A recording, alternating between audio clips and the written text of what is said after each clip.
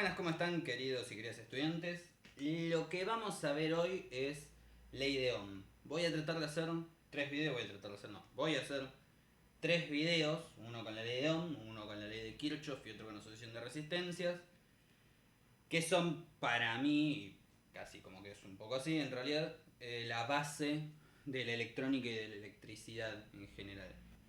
Esto lo voy a poner para lo que es analógica de cuarto, pero para cualquier persona que se me olvide un toque está bueno.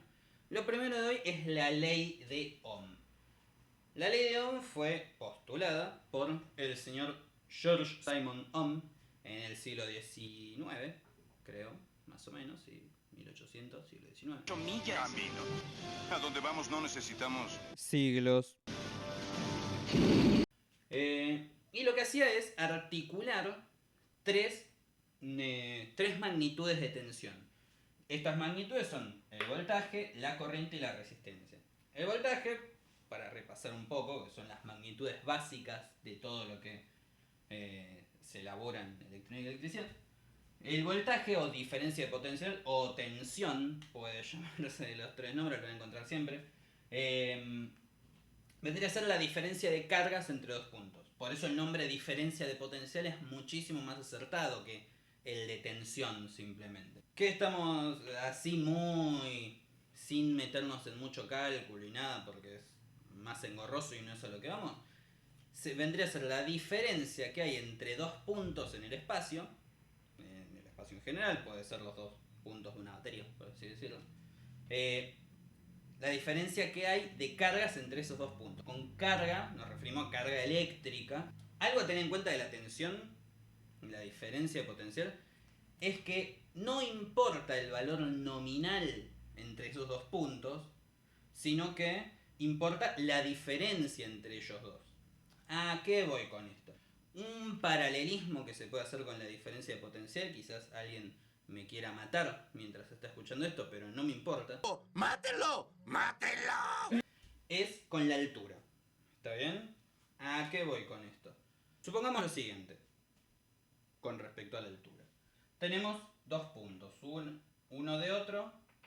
Supongamos que la Tierra, lo que sería el 0 metros, si estamos hablando de distancia, está acá.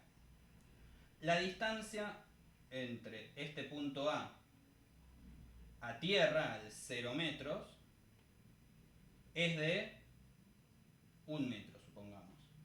Y la distancia entre A y B es de medio metro. Y lo que nos importa principalmente es esta diferencia, porque estamos hablando de un desplazamiento, cuando hablamos de diferencia de potencial, un desplazamiento de cargas entre el punto A, entre el punto B en este caso porque cae, entre el punto B y el punto A.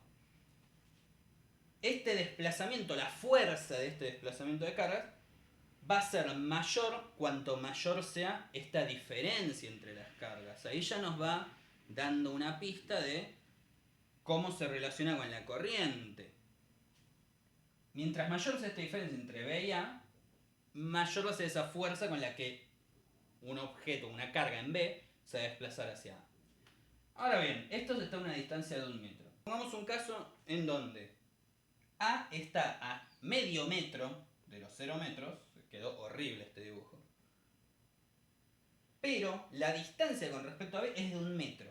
¿Qué quiere decir? Esto va a ser mayor la fuerza del objeto que cae cuando llega A, en este caso, que en este caso.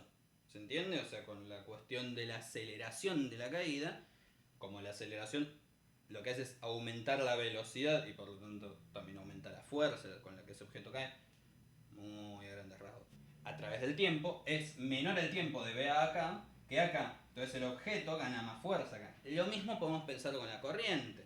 Mientras mayor sea esa diferencia de cargas real entre los objetos, no en general, mayor va a ser ese movimiento de las cargas. ¿A qué voy con esto?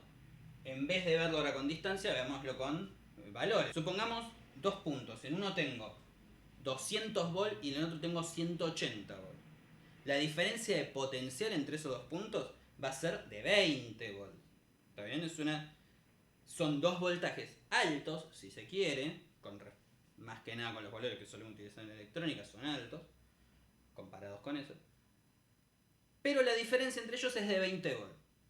Ahora, si yo agarro dos puntos en donde uno es 1 volt y el otro es 50, que son valores nominalmente más pequeños que los otros dos que vimos antes, que es 200 y 180, vamos a tener de cualquier manera como resultado un voltaje mucho mayor. Un voltaje de 49 volts, una diferencia de potencial de 49 volts entre 51, que va a tener siendo mucho mayor que la diferencia entre 200 y 100, que la diferencia entre 200 y 180. Esto lo que nos va a indicar, lo que nos va a dar como pauta, es que no importa el valor nominal en sí, si es muy grande, si es muy pequeño. Como valor nominal me refiero al número en sí mismo. No importa que sea muy grande, muy pequeño. Acá lo estamos comparando con 0, ¿no? Siempre cuando hablamos de 200 volts y de 180 volts. Sino que importa cuánta es la diferencia entre los dos puntos que yo estoy comparando. Ya si comparo 200 volts con 0 volts, sí va a ser muchísimo más grande. Ahora si yo lo conecto a 180 ya no, es muchísimo más pequeño. Ahora bien, esa tensión, esa diferencia de potencial, lo que genera es un movimiento de carga. Es decir, estos dos puntos, en donde hay más electrones de un lado que del otro, lo que va a tratar es de equilibrarse, por decirlo de alguna forma. Va a tratar de enviar los electrones sobrantes de un punto, que es mucho más negativo, al otro punto que es mucho más positivo, que requiere electrones para su equilibrio. Ese movimiento de electrones de un punto al otro va a ser lo que denominamos corriente eléctrica. Se simboliza con la letra I y su unidad es el ampere, que se escribe ampere o amperios. Hay muchas formas. Si ven algún PDF español, capaz lo ven como amperios. Bueno, no importa. ¿Qué idioma querés que te hable en español? Esta corriente lo que nos indica el ampere, el ampere lo que nos indica es la cantidad de electrones por unidad de tiempo que circula. ¿Está bien? Que pasan de un punto al otro por un conductor. Ahora bien, nos queda una última magnitud que es la resistencia. La resistencia va a ser la oposición de ese material por el que está circulando la corriente, en donde hay una diferencia de potencial, que va a ofrecer ese material a esa corriente. ¿Está bien? Que va a decir, digamos, una analogía que se usa mucho es una pelotita cayendo por una tabla con un montón de palitos. La pelotita va a tardar más en caer, va a tardar más porque va a ir chocando con los palitos. Ese choque con los palitos, ese roce que se da a nivel microscópico dentro del conductor, va a generar calor. ¿Está bien? Entonces la oposición a la corriente se va a mostrar, se va a manifestar, no solamente bajando la corriente, sino como una emanación de calor. No me sale en este momento la palabra indicada. Se representa con la letra R y su unidad es el ohm. Ahora bien, y esto quizás dato para pensar un poco. ¿Por qué el ampere se llama ampere, el volt se llama volt y la ley es de ohm y es la... ¿Por qué la resistencia se llama ohm? Tiene la unidad de ohm como el que inventó o postuló la ley en realidad. Y no tiene cualquiera de los otros nombres. Porque en realidad ohm es quien descubre, quien se da cuenta, es como difícil decir bien, como se descubre, ¿sí? Descubre esta relación y descubre el concepto de resistencia. Era sabido, antes de que él hiciera todo esto, la relación entre el voltaje y la corriente. Era súper obvia. Para ese entonces, ¿no? No somos cavernícolas. Tenemos tecnología.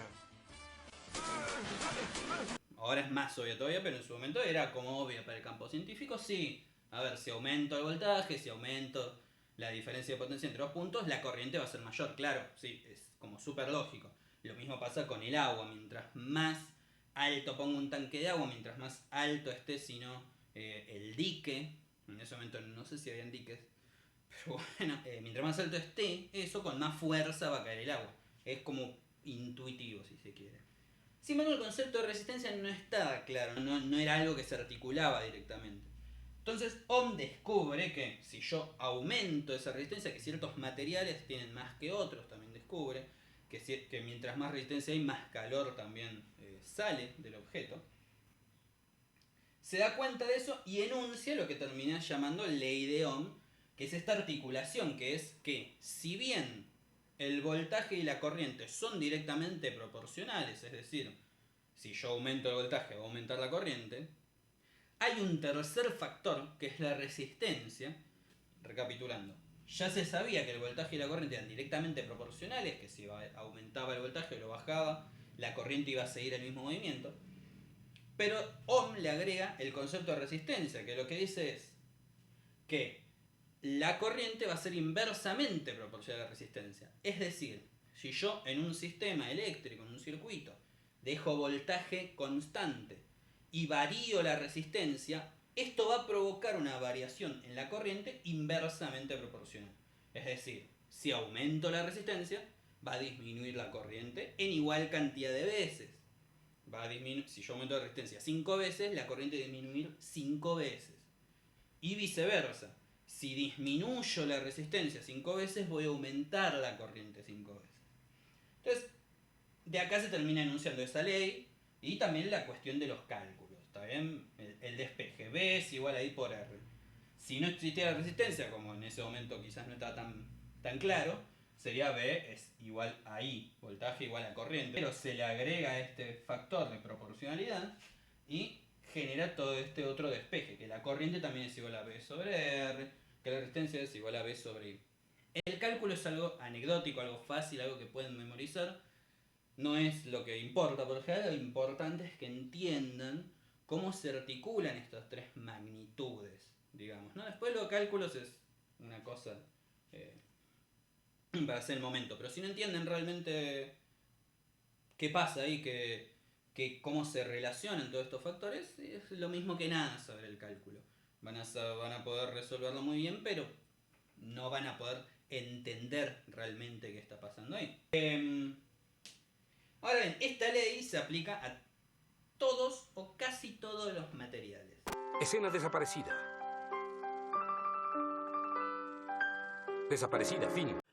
Me acabo de dar cuenta acá editando que me quedé que la cámara se cortó. Así que nada, voy a agregar 2 boludeces.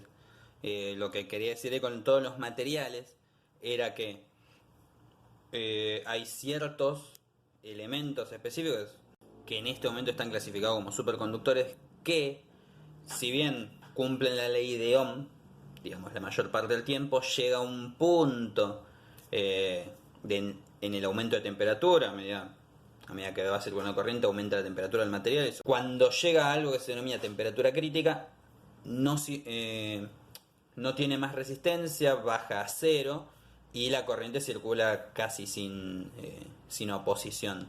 Entonces son materias que, si bien hasta cierto punto están regidos por la ley de Ohm, va a llegar un momento en el que no, esa ley queda corta por la temperatura en este caso. Con lo que la ley, si bien es universal, hay materias que no sabría decir si no las contempla, pero sí que no las rige completamente, o medio que de costado, digamos, ¿no? Y por último quedó el tema de los circuitos, que ahí voy a ver si grabo algo.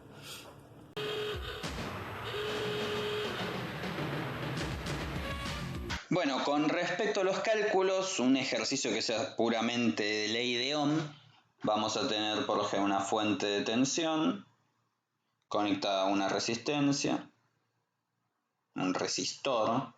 Hay que tener en cuenta que, si bien decimos resistencia al objeto, el objeto es un resistor y la magnitud es una resistencia. Con lo que este sería un circuito en donde solamente vamos a tener ley de Ohm. Vamos a tener estos dos objetos, la tensión, por ejemplo 10 volt, y la resistencia, que por ejemplo 10 ohm.